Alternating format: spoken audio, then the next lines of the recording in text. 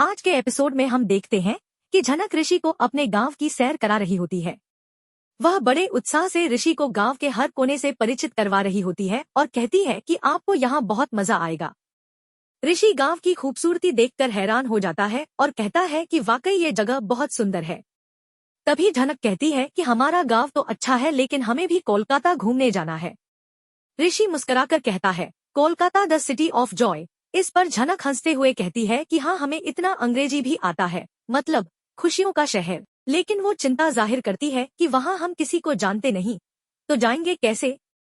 इस पर ऋषि उसे भरोसा दिलाता है कि तुम आओ तो सही, मेरा पता और फोन नंबर ले लो, मैं तुम्हें सब जगह गाइड करूंगा और अपने घर ले जाऊंगा। वह बताता है कि उसके घर में बहुत सारे लोग रहते हैं, जेठू, ताई, बड़ो माँ, उसकी माँ, काकी माँ और उनके छोटे बच्चे। घर हमेशा चहल पहल से भरा रहता है। ऋषि मजाक में कहता है कि अगर तुम वहाँ भी रहोगी तो किसी को पता भी नहीं चलेगा, यहाँ तक कि तुम्हारे गांव देवता को भी नहीं। इस पर झनक नाराज हो जाती है और कहती है कि गांव देवता का मजाक मत उड़ाओ, वरना अगर उन्होंने श्राप दे दिया तो तुम्हें मुझे अपने घर में रखना ही पड़ेगा। ऋषि हंसते हुए कहता है कि बस डरा लिया मुझे। वह फिर कहता है कि उसका घर बहुत बड़ा है और जब तुम वहाँ रहोगी तो अपनेपन का एहसास खुद ही हो जाएगा। झनक चिंता जताती है कि उसे पढ़ाई भी करनी है, तो कैसे जाएगी। इस पर ऋषि कहता है कि उसकी शादी 23 तारीख को होने वाली है और उसकी मंगेतर अदिति एक अच्छी टीचर है जो बड़े कॉलेज में पढ़ाती है, वो झनक का आसानी से एडमिशन करा सकती है। झनक थोड़ा संकोच करते हुए पूछती है कि क्या वह बहुत रूढ़िवादी होंगी। ऋषि उसे विश्वास दिलाता है कि अदिति बहुत समझदार और नेकदिल इंसान है। झनक खुश होकर हामी भर देती है। ऋषि फिर झनक का फोटो क्लिक करने के लिए कहता है, लेकिन तभी वहाँ उसकी बुआ आ जाती है और झनक को ताने मारने लगती है कि एक अनजान शहर वाले के साथ दिन भर घूम रही है। बुआ की बातों से झनक असहज हो जाती है, लेकिन वहीं पास खड़ी फूल बोल पड़ती है कि बुआ हमेशा माँ बेटी के पीछे क्यों पड़ी रहती हो, उन्हें भी चैन से जीने दो। यह सीन एक भावनात्मक और सामाजिक टकराव से भरा हुआ है। घर में पूजा की तैयारी चल रही होती है, लेकिन इसी दौरान माहौल गर्मा जाता है। बुआ ताना मारती है और कहती है कि झनक और उसकी माँ को पूजा में आने की कोई जरूरत नहीं है। वह यह भी कहती है कि ये दोनों जब देखो तब बीच में कूद पड़ती हैं, जबकि ये घर का मामला है और इसमें किसी बाहरी की दखलंदाजी नहीं चाहिए। फूल ज्योति यह सुनकर भड़क जाती है और कहती है कि एक छोटी बच्ची से बुआ को आखिर क्या दिक्कत है। लेकिन बुआ उसे चालाक बता देती है और कहती है कि झनक जैसी लड़कियों पर भरोसा नहीं किया जा सकता। दूसरी ओर रानी झनक को नदी किनारे पूजा के लिए बुलाती है, लेकिन झनक साफ मना कर देती है। वह बताती है कि उस शहरी बाबू ऋषि को उसने खाने पर बुलाया है, क्योंकि उसने पराशर की मदद की थी। वह चाहती है कि वो खुद अपने हाथों से उसके लिए कुछ खास बनाए।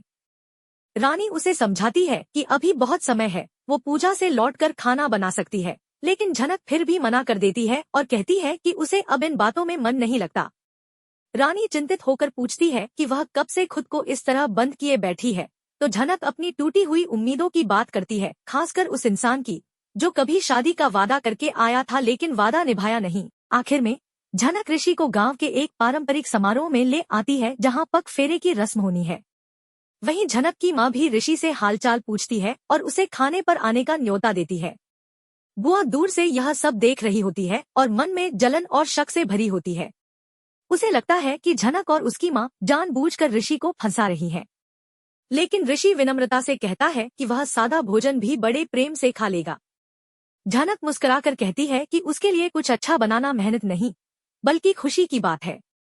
बुआ का गुस्सा अब अंदर ही अंदर खौलने लगता है। यहाँ गांव में एक लड़के और लड़की का रिश्ता तय होता है। पूरा माहौल खुशी और तालियों से गूंज उठता है। झनक भी तालियां बजाकर इस खुशी में शामिल होती है। तभी ऋषि थोड़ा भ्रमित होकर पूछता है, यह सब क्या हुआ? मुझे कुछ समझ नहीं आया। झनक मुस्कुराते हुए कहती है, तुम्हें समझना नहीं है। अम्मा, आप ही बताइए। अम्मा समझाती है, हमारे गांव में एक परंपरा है, अगर लड़का या लड़की शादी से मना कर दे तो उन्हें दंड देना पड़ता है। लेकिन फर्क यह है कि अगर लड़की वाले मना करें तो उन्हें जुर्माना भरना पड़ता है। लेकिन अगर लड़के वाले मना कर दें तो लड़की वाले कुछ नहीं कर सकते और कभी कभी तो जबरदस्ती शादी भी करा दी जाती है। ऋषि यह सुनकर हैरान होता है और कहता है, यह तो अजीब प्रथा है, मगर कहीं न कहीं इसमें एक लॉजिक भी है। झनक कहती है, गांव की यही रीत है और सबको निभानी पड़ती है। अच्छा अब मैं चलती हूँ। ये कहकर वह वहाँ से चली जाती है। ऋषि उसकी तरफ देखता रह जाता है और सोचता है, आखिर झनक की जिंदगी में ऐसा क्या हुआ कि उसे शहर छोड़कर इस गांव में आना पड़ा। इतनी प्यारी सी बच्ची, इतनी सुलझी हुई महिला, उसके पति ने उसे क्यों छोड़ा? क्या मैं उसके पति को जानता हूँ? शायद हाँ, या शायद नहीं। उधर दूसरी तरफ घर में शादी की तैयारियों को लेकर चर्चा चल रही होती है। दादा पूछते हैं, अगर कोई मेहमान छूट गया हो, तनुश्री या इंदु रानी, तो मुझे बता देना, मैं उन्हें खुद बुला लूंगा। ऋषि के पापा कहते हैं, नहीं दादा, कोई गेस्ट नहीं छूटा है। लेकिन पिछली बार जो दादा भाई आए थे, उन्हें बुलाना है क्या? दादा थोड़ा सोचते हैं, नहीं नहीं, उन्होंने तो पुतुल की शादी में बहुत हड़कंप मचाया था। पायल बीच में कहती है, पर दादा, आपको याद है ना उनकी वजह से कितना एंजॉय किया था सबने? प्लीज बुला लीजिए ना। दादा मुस्कुराकर कहते हैं, ठीक है, सोचता हूँ। तभी तनुश्री प्रस्ताव रखती है, क्यों न हम निरंजन को भी बुला लें? आखिर वो इस घर का बड़ा बेटा है, ऋषि का बड़ा भाई है और परिवार का हिस्सा है। यह सुनते ही निरंजन के माता पिता का चेहरा सख्त हो जाता है। इंदुमती गुस्से में बोलती है, ऐसे लोगों को बुलाने की कोई जरूरत नहीं है। अगर तुम्हें उसे बुलाना है तो खुद ही सारा काम करो, हम कुछ नहीं करेंगे। तनुश्री शांत स्वर में कहती है, इतना नाराज मत होइए दीदी, मैं तो बस सच बोल रही हूँ। अगर वह भी आ गया तो क्या बुरा हो जाएगा? इंदुमती भावुक होकर कहती है, भूल गई हो सब कुछ? उसे फॉरेन भेजने के लिए हमने अपनी जमीन गिरवी रखी थी, उसे पढ़ाने के लिए क्या कुछ नहीं किया? और तुम छोटे काका होकर भी अपने ससुराल से उसके लिए गर्म कपड़े लाए थे, अब सब भूल गए हो? इस भावनात्मक टकराव के बीच घर का माहौल धीरे धीरे भारी हो जाता है। रिश्तों की गांठें, पुरानी बातें और छुपे जख्म एक बार फिर से उभरने लगते हैं। ने अपने जेवर बेचकर कुछ पैसों का इंतजाम किया था, उसके लिए क्या कुछ नहीं किया गया, लेकिन उसने तो कभी पलटकर एक कॉल तक नहीं किया, ना ही यह जानने की कोशिश की कि हम कैसे हैं। और अब तुम लोग ये चाहते हो कि हम उसे फिर से बुला लें? क्या इतना आसान होता है सब कुछ भूल जाना? उधर जीत ईशानी के घर पहुंच चुका होता है। जैसे ही उसकी नजर ईशानी पर पड़ती है, उसे वही थप्पड़ वाला दिन याद आ जाता है।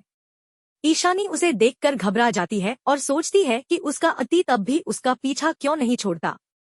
वह खुद को समेटते हुए अपनी दीदी यानी पीसी से धीमे स्वर में कहती है कि दीदी प्लीज आज आप खाना सर्व कर दीजिए, मेरी तबीयत बहुत खराब है, सिर चकरा रहा है। लेकिन दीदी झल्लाकर जवाब देती है, तुम मुझे काम बता रही हो या हुक्म दे रही हो?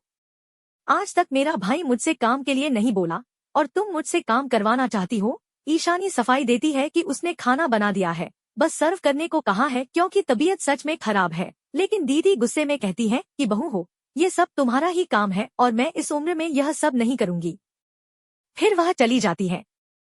तभी बाहर से ईशानी का पति आवाज लगाता है कि ईशानी, खाना लाओ ना, सब गेस्ट इंतजार कर रहे हैं। मजबूरी में ईशानी थकी हालत में ट्रे लेकर आती है और उस वक्त जीत पीहू से बात कर रहा होता है कि वैसे पीहू, तुम्हारे लिए मिठाई लाया हूँ, टेस्ट करना। पीहू मुस्कुराकर कहती है कि अंकल, मैं मिठाई नहीं खाती, डाइट का ध्यान रखना पड़ता है। लेकिन मिठाई लाने के लिए थैंक यू।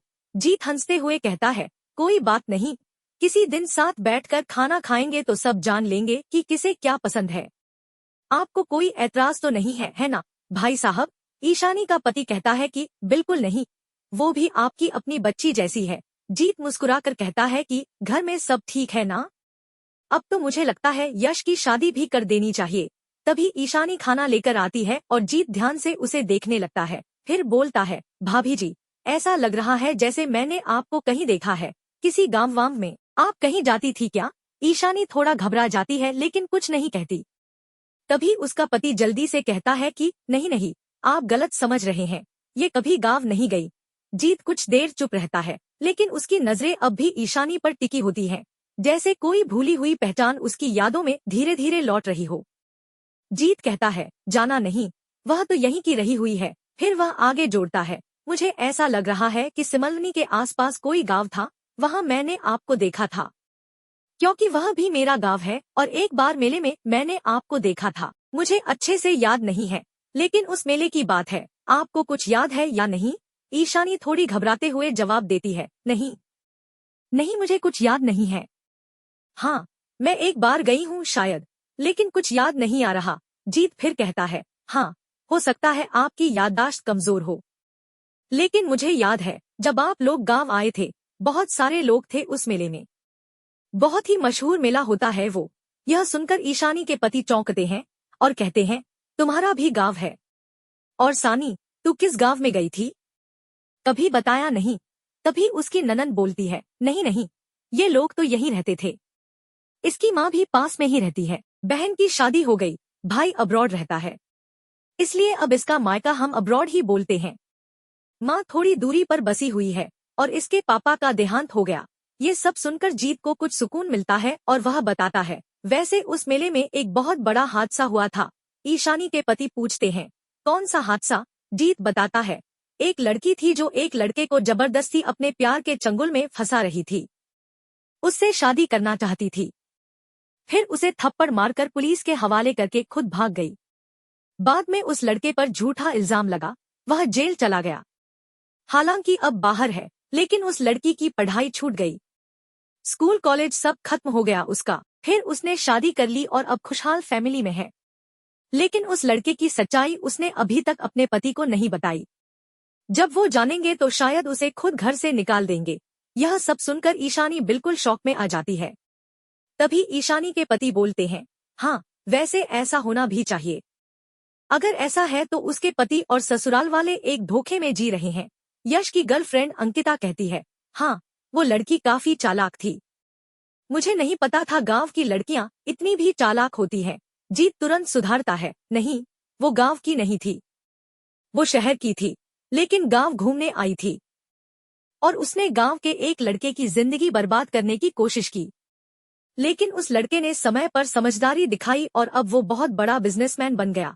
ननंद थोड़ा संदेह से पूछती है, वैसे एक बात समझ नहीं आई, भाई साहब, आप कह रहे हो कि आपने ईशानी को बचपन में देखा था और अब भी पहचान लिया? जीत मुस्कुराते हुए कहता है, खासकर हमारी ईशानी भाभी के चेहरे में कोई बदलाव आया ही नहीं। वो जितनी खूबसूरत तब थी, अब भी उतनी ही खूबसूरत है, इसलिए पहचान गया, बाकी कुछ नहीं।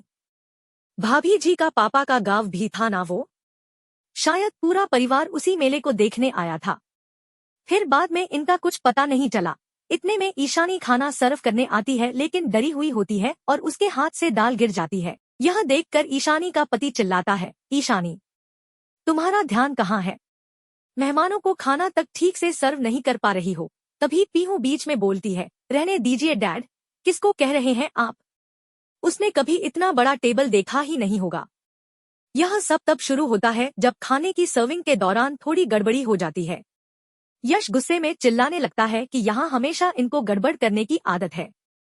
तभी जीत माहौल को संभालते हुए बोलता है कि अरे रहने दीजिए भाभी जी को, कितना डांटेंगे आप लोग? अभी तो वह खाना ही तो सर्व कर रही थी, और क्या हो गया? कोई बात नहीं भाभी जी, ये सब चलता रहता है, इसमें घबराने की कोई बात नहीं है। तभी भाभी के पति माफी मांगते हुए कहते हैं, एक्चुअली सॉरी, ये सब हो गया। इस पर जीत हंसते हुए जवाब देता है, अरे कोई बात नहीं, शायद भाभी जी की तबीयत ठीक नहीं थी, इसलिए हो गया, इतना चलता है। दूसरी तरफ ईशानी को काफी टेंशन सता रही होती है। इसी बीच जनक और उसकी बेटी ऋषि को खाने पर बुलाते हैं। ऋषि खाना खाते हुए खुश होकर कहता है, वाओ आंटी, आप तो बहुत स्वादिष्ट खाना बनाती हैं, सच में बहुत ही टेस्टी है। जनक मुस्कुराकर झनक से कहती है कि तुम भी खाओ, लेकिन झनक शर्माते हुए मना कर देती है और कहती है, नहीं शरी बाबू, आप खाइए, माँ ने आपके लिए स्पेशल बनाया है, मैं तो बाद में भी खा लूंगी। फिर झनक पूछती है, आपके परिवार में कौन कौन है? आपकी शादी हो गई? इस पर जनक जवाब देती है, अरे माँ, इनकी शादी तो 2 हफ्ते बाद होने वाली है। इनकी मेहरारू टीचर हैं और उन्होंने कहा है कि अगर हम गांव जाएंगे तो वो हमारे एडमिशन में मदद करेंगी। ऋषि कहता है, इसलिए मैंने कहा था ना, मेरा एड्रेस और फोन नंबर रखो, तुम कोलकाता में आओ, कुछ भी दिक्कत हो तो मुझे बताना। वैसे वो लोग भवानीपुर में रहते हैं। तभी जनक की छोटी बहन नूतन उत्सुकता से पूछती है, भवानीपुर में कहाँ रहते हैं? जनक को लग जाता है कि जनक भवानीपुर जानती है और शायद इसलिए इसने यह सवाल किया है। रात के समय तेज बारिश हो रही होती है। जनक घर जाना चाहती है, लेकिन ऋषि उसे रोक देता है क्योंकि मौसम बहुत खराब होता है। लेकिन गांव में झनक की बुआ को जब पता चलता है कि झनक एक अनजान मर्द के साथ रात भर कहीं रुकी है, तो वह हड़कंप मचा देती है। बुआ गुस्से में झनक को डांटते हुए कहती है कि गांव की लड़कियां ऐसे नहीं करती, एक मर्द के साथ पूरी रात रहना अवैध माना जाता है। झनक चुपचाप रो रही होती है क्योंकि उसे घर लौटने में देर हो गई होती है और वह शर्म और डर से सहमी होती है। दर्शकों, लाइक और सब्सक्राइब करें फॉर मोर अपडेट्स। धन्यवाद।